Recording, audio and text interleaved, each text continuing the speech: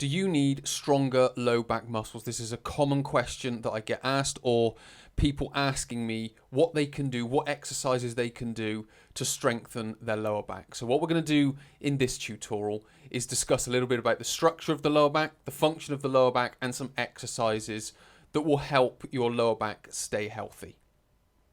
If you're suffering with lower back pain and you do need some help, just click the link below, go through to my How to Overcome Lower Back Pain online consultation and coaching. And what we'll be able to do is go through, get a little bit more detail on your lower back problem, and then we'll be able to put some steps in place to help it rehabilitate. The first thing that we need to understand about lower back pain muscles is that they're posture and stability muscles.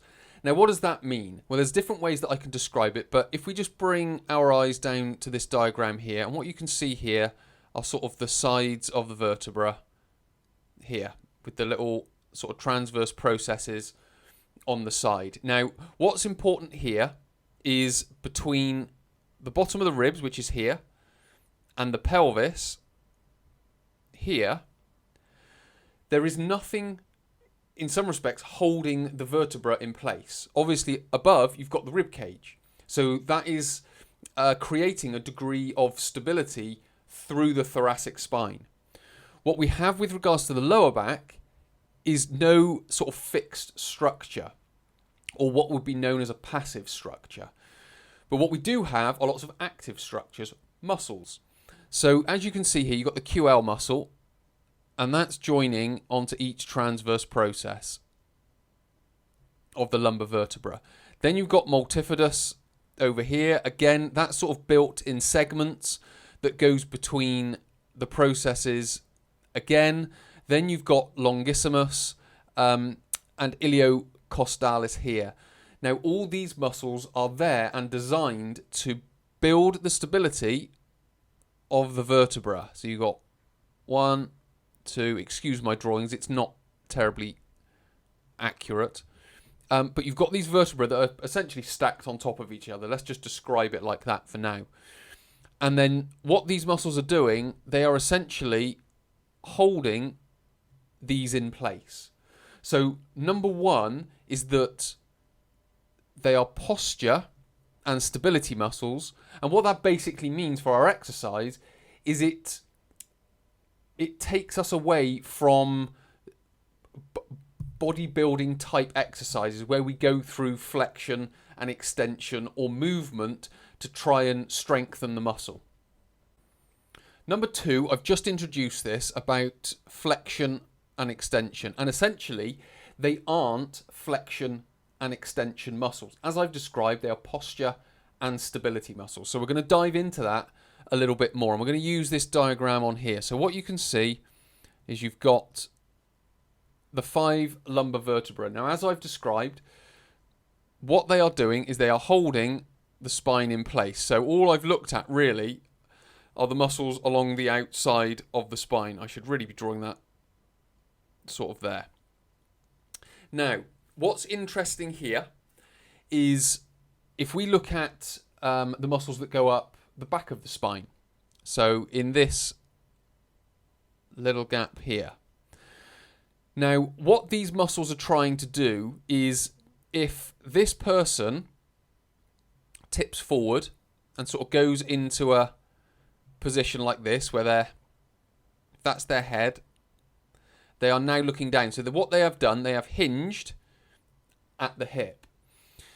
Obviously, these muscles at the lower back, they are going to contract to try and hold the spine, or to hold the back in place, to stop it from collapsing forward.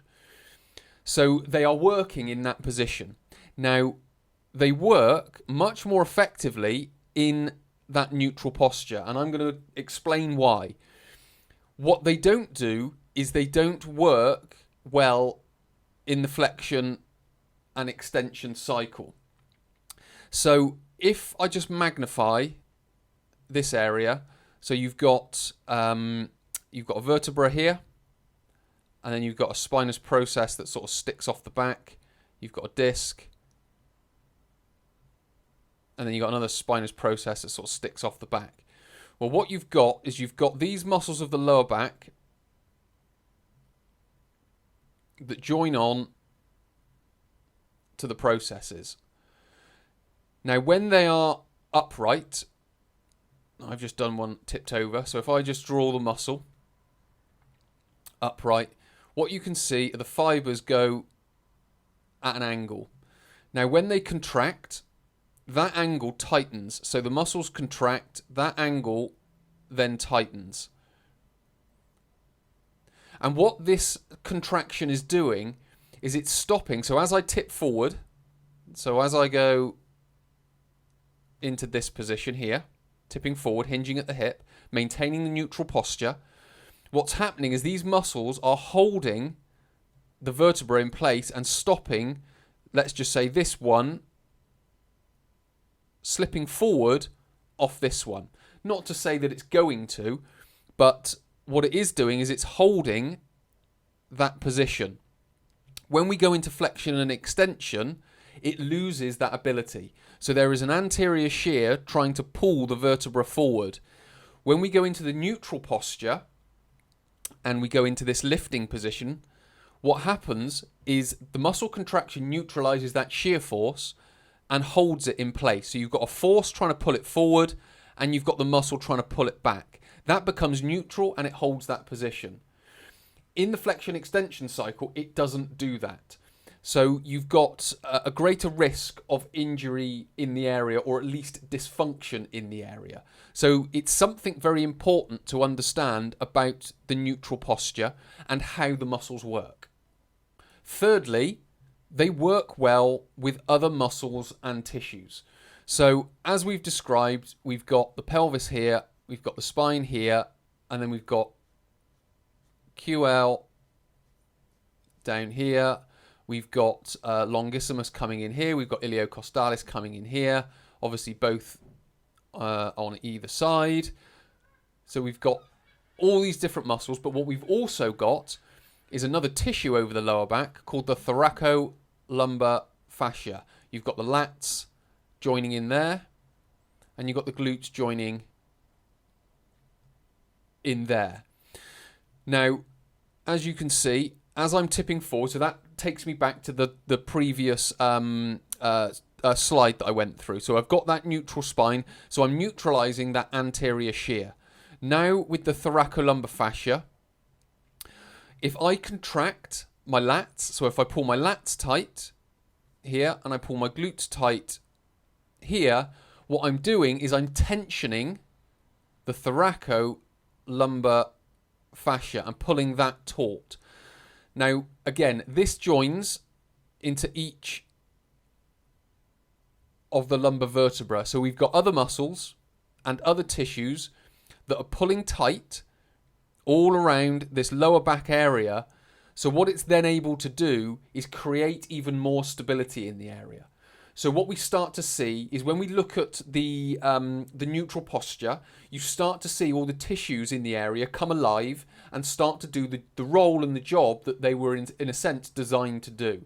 So we've got the stability aspect, we've got the management and neutralization of anterior shears, and we've got more muscles working, because when we perform exercises like this, for example, we've got the lats working, we've got the glutes working through here, and in some respects here, what we're doing is we're creating a whole that is greater than the sum of its parts. When we do flexion extension type exercises and strengthening type exercises, what we're trying to do is isolate muscles which aren't built for isolation. They're built for being one unit and being a whole that is greater than the sum of its parts. And that is the strength of the lower back. The whole that is greater than the sum of its parts. So by building the whole area, you build the strength of the lower back. So by building the lats, by building the glutes, but not only building the strength of them, building the ability to time and switch on at the right time. That is how you build strength. You don't just build strength by doing heavy repetitions. That has its place in the biceps and the quads and muscles like that, but it doesn't necessarily have its place in the lower back. So we have to treat it and understand that function, because when we understand the function, we can understand the exercises that are there to build that strength that we need. Fourth, they work better with movement. So this helps with that timing that I was talking about. So if I was stood up straight and I've got my lumbar curve and my muscles there, so I've got my muscles here. Now when I'm stood upright, there is minimal activity. So they will switch off when I stand upright. So they sort of relax in this position. It's not a complete relaxation because it still needs to maintain stability as we shift weight on our feet and things like that.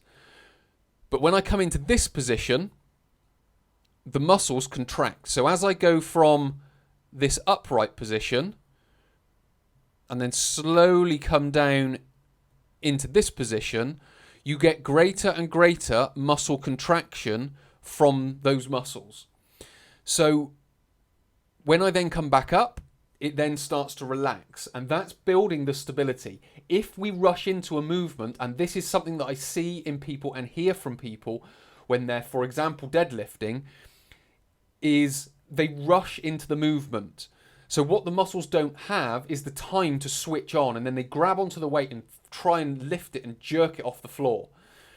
That's basically saying the muscles aren't switched on at the right time. And that's when the problem occurs, is when they go to lift, the muscles aren't switched on, they try and jerk the weight off the floor, and then the muscles have to play catch up, but a problem's already occurred.